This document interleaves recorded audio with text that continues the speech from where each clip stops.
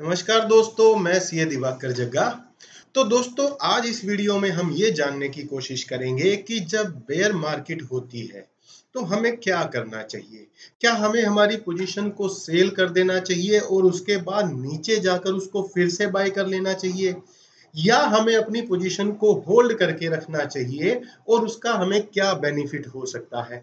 तो इस वीडियो में हम हर तरह की उस चीज के बारे में चर्चा करेंगे जो बेयर मार्केट में की जा सकती है, और अंत में और एंड में हम उसका एक सॉल्यूशन निकालने की कोशिश करेंगे। इस वीडियो को आप अंत तक देखें दोस्तों। तो इसको समझने की कोशिश करते हैं दोस्तों कि जब बेयर मार्केट आती है तो किस तरह की दिक्कतें जो हैं सामने आती हैं, या क्या-क्या ऑप्शंस ऐसी होती हैं जिस पे हम विचार कर सकते हैं, जिस पे हम आगे सोच सकते हैं। तो सबसे पहला जो हमारे दिमाग में आता है कि मैं यहाँ से एग्जिट कर जाऊं। उसका कारण क्या होता है बेसिकली दोस्तों, कि जो वो लॉस दिख रहा होता है वो हमारे लिए एक सिरदर्दी बन जाता है।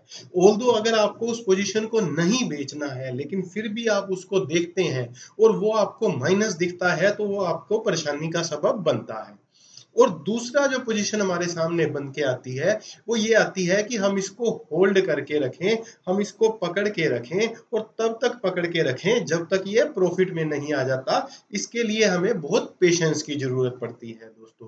तो वो पेशेंस जो है वो अंदर से लेके आना अपने आप में एक बहुत बड़ी टास्क बन जाता है दोस्तों। तो अब बेचने में क्या होता है कि जब आप अपनी एसेट को बेच देते हैं तो उसके बाद जब आप ये सोचते हैं कि ये नीचे आएगा तो मैं एंट्री करूंगा। मैं दोस्तों आपको एक बात यहाँ पे बता देना चाहता हूँ कि अगर आप उसको एवरेज आउट नहीं कर पा रहे हैं, जब प्राइस नीचे आ रहा है, आप अपना फ्री मनी उसमें इन्वेस्ट नहीं कर पा रहे हैं, तो यहाँ बेचने के बाद क्या और नीचे जाने के बाद आप उसको बाय करने की ताकत रख पाओगे? सबसे बड़ी सोचने वाली ये बात होती है दोस्तों।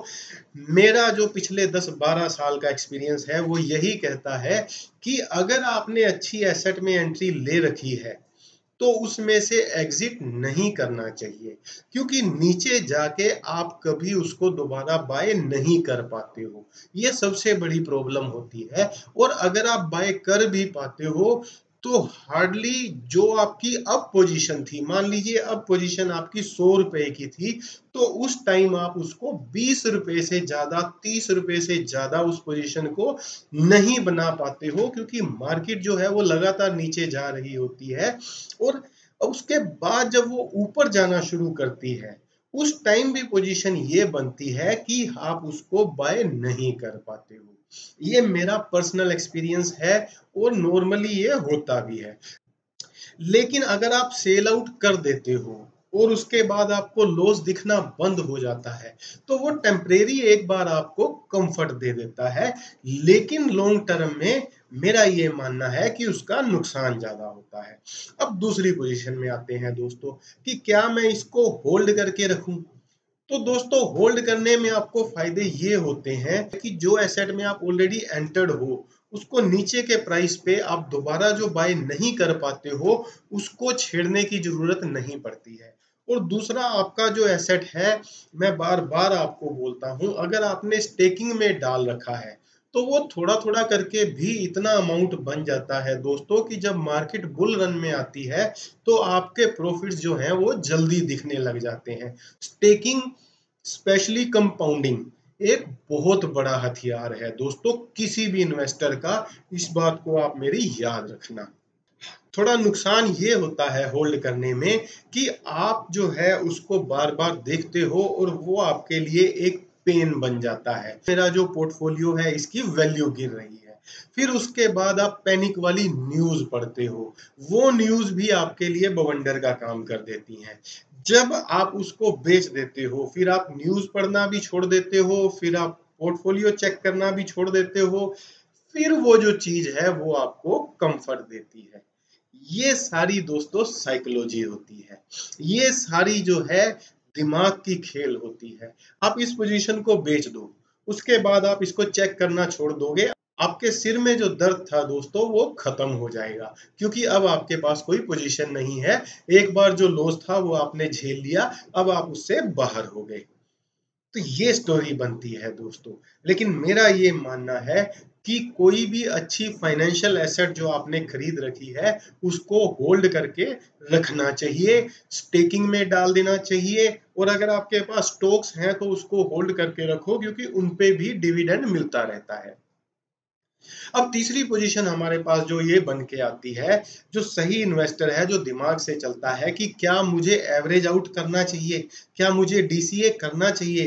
तो दोस्तों मेरा ये मानना है कि हमें 100% डीसीए करना चाहिए, क्योंकि इसका हमें बहुत फायदा होता है। मान लीजिए आपने 40,000 यूएस डॉलर पे या 50,000 यूएस डॉलर पे बिटकॉइन खरीद रखा है। आज अगर वो 20,000 यूएस डॉलर में चल रहा है, तो यहाँ पे आपको फ्री मनी के साथ, मैं फिर बताऊंगा, कोई ऐसी मनी जो जिसकी आपको कमिटमेंट नहीं है, उस मनी के साथ आप इसको बाय करो, एवरेज आउट करते जाओ। पिछले 12-13 साल का इतिहास उठा के देख लो बिटकॉइन का, इसने हर बार अपना ऑल टाइम हाई ब्रेक किया है। तो जब किसी भी एसेट की हिस्ट्री बन जाती है तो वो आपको डिसीजन लेने में बहुत हेल्प करती है। तो यहाँ पे एवरेज आउट करना, आपकी फ्री मनी के साथ, कुछ ऐसी मनी के साथ जो आपकी कमिटेड नहीं है, एक बहुत शानदार ऑप्शन बनता है।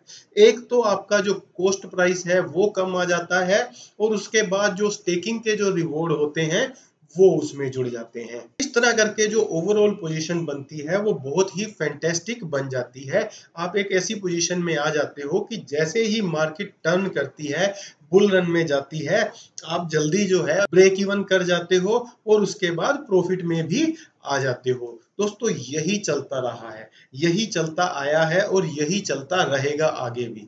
बस प्रॉब्लम ये होती है कि हमें लॉस में देखने में दिक्कत होती है।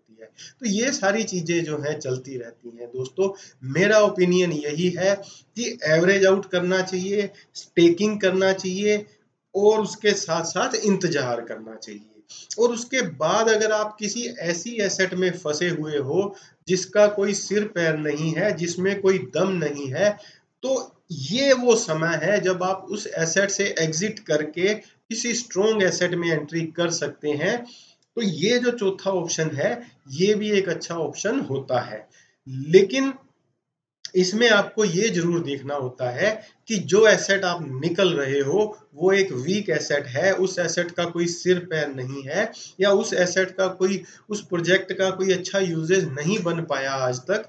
तो आप उस एसेट से एग्जिट करके, अगर मैं स्पेसिफिकली आपको बताऊं तो बिटकॉइन, इथरम, डोट, मैटिक, लिंक, इस तरह की स्ट्रॉन्ग एसेट में आप एंटर कर सकते हैं। तो दोस्तों ये सारी पोजीशन बन के सामने आती हैं, और होल्ड करना दुनिया की सबसे बड़ी पावर है।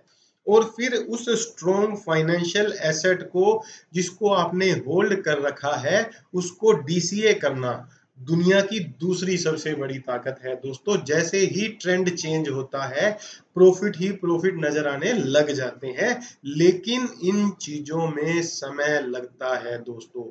आपको होल्ड करना है, ताकत के साथ होल्ड करना है। अगर आप नहीं देख सकते तो आप इसको देखना छोड़ दीजिए, लेकिन होल्ड करके रखिए, और कोई भी डिसीजन लेने से पहले अपना रिसर्च जरूर कर लें दोस्तों। और जुड़े रहें हमारे साथ क्रिप्टो की ऑथेंटिक जानकारी के लिए। धन्यवाद।